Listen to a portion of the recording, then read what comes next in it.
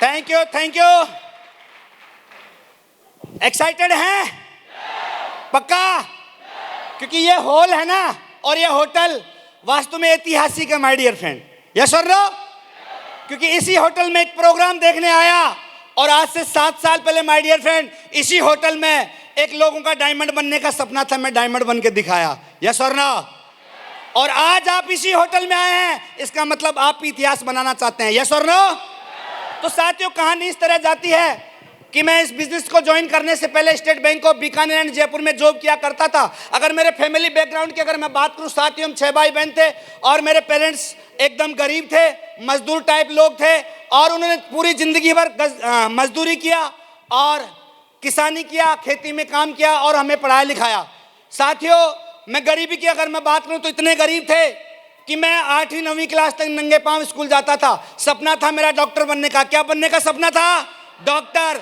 और उसके लिए मैंने 3 साल तैयारी की, लेकिन भगवान को कुछ और मंजूर था, क्योंकि भगवान जो भी कुछ करता है बढ़िया करता है। यस और नो? क्योंकि मैं डॉक्टर बन जाता तो हॉस्पिटल में होता, लेकिन थैंक्स गॉड कि मैं डायमंड हूं, आज हजारों लोगों के सामने बोल पा रहा हूं। यस और नो? इसलिए भगवान की प्लानिंग जोरदार रहती है। बात समझ में आ रही है?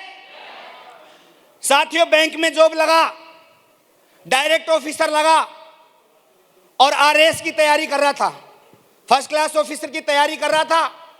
और उसी दरमियान दोस्तों मेरे को ये अपॉर्चुनिटी देखने का मौका मिला महागुरुजी श्री टिकेंद्र सिंह चौधरी साहब के माध्यम से।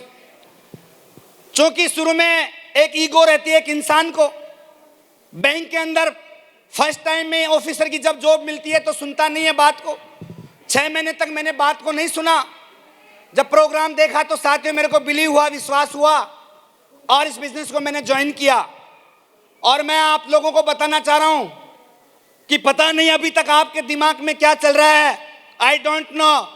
क्योंकि हो सकता है जो पहली बार आए हैं उनको ऐसा लग रहा होगा कि यार ये हो क्या रहा है, लग रहा है? हेलो? क्योंकि मैंने पहली बार देखा था तो ऐसा ही लग रहा था, क्योंकि उससे पहले मैंने ऐसा कोई प्रोग्राम नहीं देखा था, ऐसा कोई फंक्शन नहीं देखा था, ऐसा मैंने कभी लोगों का वेलकम नहीं देखा था, ऐसा मैंने कोई स्वागत नहीं देखा था। और उस 4 घंटे के फंक्शन में मैं अंदर ही अंदर मुट्ठी बांध रहा था और मैंने एक अलग तरह की दुनिया देखी और मेरे को लगा कि यार दुनिया में ऐसा भी होता है क्या। और साथियों, वो दिन था और मैं जो तैयारी कर रहा था मैंने फाड़ दिया। मैंने ना तो कोई प्रमोशन लेंगे ना पढ़ाई करेंगे और डिसीजन लिया, अंदर ही अंदर कसम खाई और वादा किया कि बनना है तो जिंदगी में एक बार डायमंड बन के दिखाना, इनकी तरह डायमंड बन के दिखाना। तो कितने ऐसे लोग हैं जो सर लोगों की तरह जिंदगी जीना चाहते हैं? जीना चाहते हैं? तो साथियों, स्टार्ट कर दिया बिजनेस, ज्वाइन कर लिया।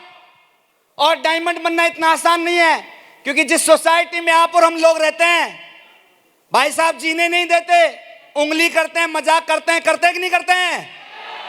तो साथियों, जैसे ही मैं प्लान देना स्टार्ट किया, जा जाके लोगों को बताता था तो लोग जानना चाहते हैं क्या बोलते थे? बोले मैनेजर साहब कहां फंस गए आप। और क्या बोलते थे? मैनेजर साहब आप भी ये काम करने लग गए, आप भी ये काम। मैंने सोचा पता नहीं कौन सा गलत काम कर रहा हूं और भाई साहब मेरे को आतंकवादी की तरह देखने लग गए लोग। हेलो? एक मैंने किया, मैंने काम, और जितने भी मेरे यार दोस्त, घर वाले और पड़ोसी ने सबने मना कर दिया। और मैं गया टिकेंद्र सिंह चौधरी साहब महागुरु जी के पास और जाके बोला, मैंने सुनना चाहते हैं क्या बोला? मैंने कहा गुरुजी ये पकड़ो, आपका काम धाम अपने को नहीं करना। बोले क्यों, क्या हुआ? मैंने ये बोला कि ये पूछो क्या नहीं हुआ, सब कुछ हो गया, सब कुछ हो गया उधर।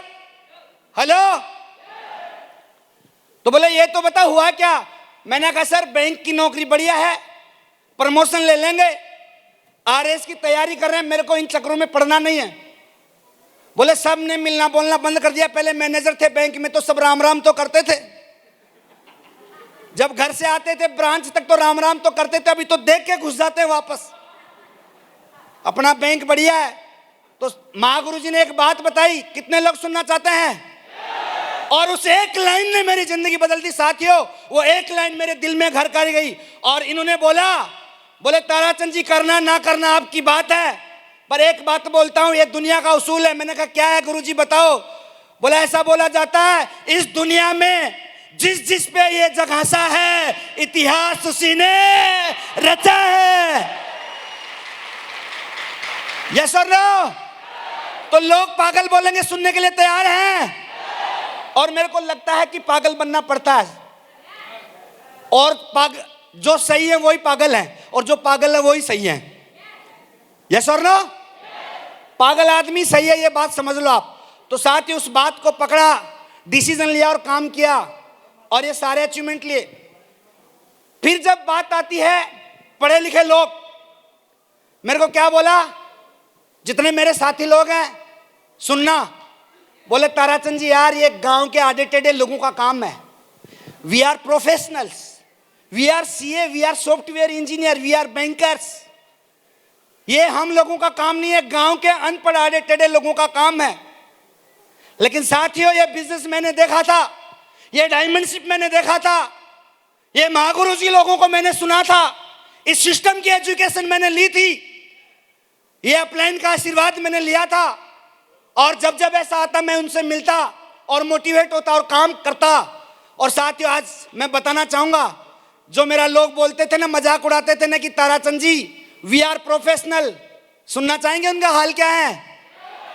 माय डियर फ्रेंड, वो प्रोफेशनल तो आज भी टिफिन उठा के रोज काम पे जाते हैं, और ताराचंद वर्मा वही आधा टेढ़ा आदमी 75 लाख रुपए की BMW से चलता है।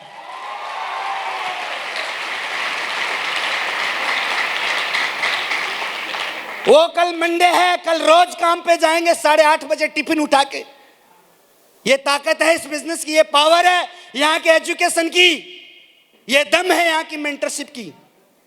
हेलो, बहुत सारे अचीवमेंट लिए साथियों, देश विदेश गया। एक छोटी सी 50 लोगों की बस्ती में रहने वाला ताराचंद वर्मा, जिसने चील गाड़ी को कभी देखा नहीं था, 6 से 7 कंट्री के अंदर जाने का मौका मिला। मतलब हर दिन नया इतिहास, हर दिन नया स्टोरी, हर दिन कहानी यहाँ पे लिखते हैं साथियों। और मैं बताना चाहूंगा, और उस चीज को करने के लिए जिगरा चाहिए, दम चाहिए। कितने लोग सुनना चाहते हैं? यहाँ का यूपी का तो मेरे को मालूम नहीं है, अभी राजस्थान के अंदर 26 तारीख को एक एग्जाम लगा था टीचर का, 26 लाख लोगों ने दिया था। तारीख थी 26 लाख लोगों ने एग्जाम दिया था टीचर बनने का। एक लोगों का ड्रीम होता, सपना होता है, किस बात का? नौकरी लगने का होता है। लोगों का ऐसा होता है कि चपरासी बन जाऊं लेकिन एक बार सरकारी नौकरी लग जाऊं। लेकिन साथियों, जिस नौकरी को पाने के लिए लोग तरसते हैं, तड़पते हैं, दिन रात मेहनत करते हैं, माय डियर फ्रेंड, मैं बताना चाहूंगा इस बिजनेस की दम, इस सिस्टम की ताकत, नेटवर्क मार्केटिंग की पावर बताना चाहूंगा माय डियर फ्रेंड। यहां पे वो दम मिलती है जहां दुनिया के किसी भी जगह पे नहीं मिलती, क्योंकि दुनिया वाले जान निकालते हैं और हमारा बिजनेस लोगों में जान डालता है माय डियर फ्रेंड, जान डालता है। तो मेरे के अंदर भी जान डाली गई और ताकत आई। और बताना चाहता हूं, जिस नौकरी के लिए लोगों का सपना होता है, उसी नौकरी को 2012 में रिजाइन करके as a full time career जिंदगी लगा के काम कर रहा हूं। मैं आपसे पूछना चाहूंगा, एक बार सोच के देखो, लगना कितना मुश्किल है तो छोड़ने में कितना दम चाहिए होगा। कल्पना तो करके देखो, वो जो लाइन में लगते हैं ना साहब, फिजिकल टेस्ट देने, इंटरव्यू देने, और 2-2, 4-4 नंबरों से रह जाते हैं। हमने तो एक झटके में छोड़ दिया। वो दम कहां से मिली? कहां से मिले? यहां से मिली, सक्सेस सपोर्ट सिस्टम से मिली, दुनिया की सबसे बेहतरीन एजुकेशन से मिली, जो केवल मात्र यहां मिलती है और कहीं मिलती नहीं है। ऐसा और ना? एकदम जिंदगी बदल दिया। सोचा नहीं था कभी सपनों में कि ऐसा जिंदगी बन जाएगा। ऐसे बड़े बड़े 5 स्टार होटल्स में रहना और बड़ी बड़ी सोसाइटी में रहना। गांव में हमारा कच्चा घर था। अभी मैं जिस सोसाइटी में रहता हूं, रॉयल ग्रीन सोसाइटी, बहुत ही जबरदस्त। दोस्तों, इसी बिजनेस से 85 लाख रुपए का परचेज किया मैंने माय डियर फ्रेंड। और सबसे बड़ी खास बात बताता हूं वहां रहने की। सबसे पहली बात तो उस सोसाइटी का सबसे बड़ा कोई गाड़ी चलाता है ना, कम से कम भी 1000 फैमिली रहती हैं, 1000 फैमिली, और लोग तो 5-7 हजार रहते हैं, लेकिन 1000 फैमिली में अगर सबसे बड़ा कोई गाड़ी चलाता है ना तो वो ताराचंद वर्मा चलाता है, माय डियर फ्रेंड। सोसाइटी का आनंद इसलिए आता है, सब लोग मंडे को भग जाते हैं काम पे, नौकरी पे, ड्यूटी पे, और हम टाइम फ्रीडम में साहब, हम पूरा सोसाइटी की जितनी भी एनिमिटीज है ना उनका आनंद लेते हैं माय डियर फ्रेंड वहां पे, क्योंकि हम अकेले रहते हैं, सब भग जाते हैं। बात समझ में आ रही है? तो साथियों ऐसे बहुत सारी चीजें हुई जिंदगी में और लगातार चल रही हैं, और ये तो कुछ नहीं है, ये तो झांकी है, अभी जिंदगी में बहुत कुछ होना बाकी है। राइट बात है कि नहीं है? तो डिसीजन लेना पड़ता है साथियों। सबसे बढ़िया काम एक ही हुआ मेरी जिंदगी में, मैंने पहली बार में डिसीजन लिया, पहली बार में ही फैसला लिया। बहुत सारे लोग सोचते रह जाते हैं कि सोच के बताएंगे, सोच के करेंगे। एक छोटी सी बात बताता हूं आप लोगों को, सुनना चाहेंगे? एक बार एक लड़की को एक लड़के से प्यार था, आपस में बहुत मोहब्बत करते थे। लड़का बोला कि मैं शादी करना चाहता हूं, तो लड़की ने बोला मेरे पापा से बात कर लो। तो लड़का गया, बोला अंकल जी मैं आपकी बेटी से बहुत प्यार करता हूं, शादी करना चाहता हूं। तो बोले कर ले, एक शर्त है, एक शर्त है, बस उस शर्त को पूरा कर दे शादी हो जाएगी। बोले क्या शर्त है? बोले कुछ नहीं है, हमारा जो बाड़ा है ना उसमें सांड, सांड जानते हो सांड, बैल,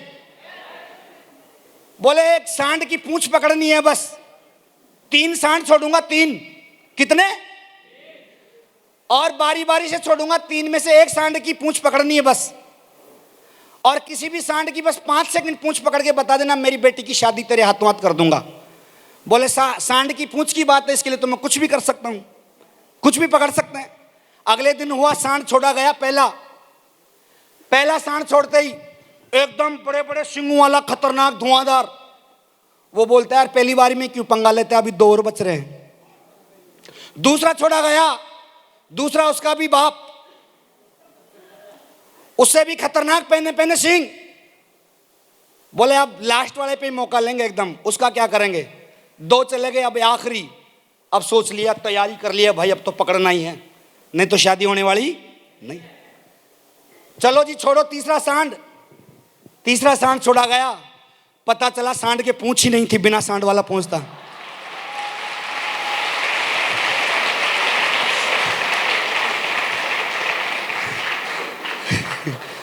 तो हम तो पहली बार सांड की पूंछ पकड़ने वालों में थे साहब। तो कितने ऐसे लोग हैं जो पहली बार डिसीजन ले लेंगे, पहली बार निर्णय ले लेंगे, बाद का कोई पता नहीं कुछ होने वाला है कि नहीं होने वाला। यस और नो? और आज मुट्ठी बांध के जाना है, आज निर्णय लेके जाना है, आज फैसला लेके जाना है, क्योंकि आने वाले 2 से 4 साल में हम सबको इतिहास बनाना है। राइट बात है कि नहीं है? यस और नो? तो साथियों मैं बता रहा हूं इस बिजनेस की ताकत। तो साथियों एक सच्ची घटना के साथ अपनी बात को क्लोज करता हूं, और मैं एक ही बात बोलूंगा कि डिसीजन में क्या पावर होती है, निर्णय में क्या पावर होती है, और सोचने में कितना नुकसान हो जाता है। और हो सकता है ये स्टोरी आपकी जिंदगी बदल दे साथियों। तो मैं आपसे एक सवाल पूछूंगा, जवाब देंगे? चांद के ऊपर सबसे पहले कौन गया था? Neil Armstrong. बिल्कुल सही बोला आपने, लेकिन मैं बताता हूं, नेट पे जाना और सही स्टोरी सुनना। नील आर्मस्ट्रांग ने पहला कदम रखा था, लेकिन उस मिशन के लिए एक मैन आदमी था जिसको तैयार किया, जिसका नाम था बुज एल्ड्रिन। नील आर्मस्ट्रांग को उसको को पायलट के रूप में भेजा गया था साथ देने के लिए। घटना है 20 जुलाई 1969, 20 जुलाई 1969। अभी देखो क्या होता है, चांद के ऊपर उनका यान उतर जाता है, नीचे से SMS आता, संदेश आता है बुज एल्ड्रिन के पास कि सर आप उतरिए और चांद की जमीन पे अपना कदम रखिए। तो साहब उसके दिमाग में 2 डाउट आ जाते हैं। पहला डाउट कि यार ये चांद की धरती पता नहीं कैसी है, मैं इसके अंदर धंस तो नहीं जाऊंगा। दूसरा, कोई बैक्टीरिया, कोई केमिकल ऐसा रहा, कदम रखते ही मैं भ्रष्ट तो नहीं हो जाऊंगा, और 15 मिनट सोचता रह जाता है। दूसरा संदेश आता है नील आर्मस्ट्रांग के पास, हेलो, कि सर आप उतरिए, यान से नीचे उतर के चांद की जमीन पे कदम रखिए। और Neil Armstrong, my dear friend, बिना सोचे, जैसे ही संदेश आया, बिना सोचे समझे चांद की जमीन पे कदम रख देता है, और ये पूरी दुनिया में इतिहास बन जाता है। इस चांद की धरती पे सबसे पहले कदम रखने वाला कौन बना? Neil Armstrong. आज मैं आपसे पूछता हूं, बुज एल्ड्रिन को कितने लोग जानते हैं? जानते हैं? क्यों नहीं जानते? सोचने में टाइम लगा दिया, कंफ्यूज हो गए इतनी दूर जाने के बाद। लेकिन माय डियर फ्रेंड, यहां पे भी लोग ऐसा ही करते हैं। जो लोग डिसीजन लेते हैं, जो लोग निर्णय लेते हैं, और जो लोग फैसला लेते हैं, वही लोग इस दुनिया में इतिहास बनाते हैं। माय डियर फ्रेंड, इतिहास बनाते हैं। तो साथियों, आज का दिन इतिहास देखने का है, इतिहास बनाने का। यस और नो? कुछ भी हो जाए, एक बार तो जिंदगी में डायमंड बनके दिखाना है। तो दोस्तों, बहुत बहुत धन्यवाद। Thank you very much. Wish you all the best. Love you all. God bless you and God Diamond.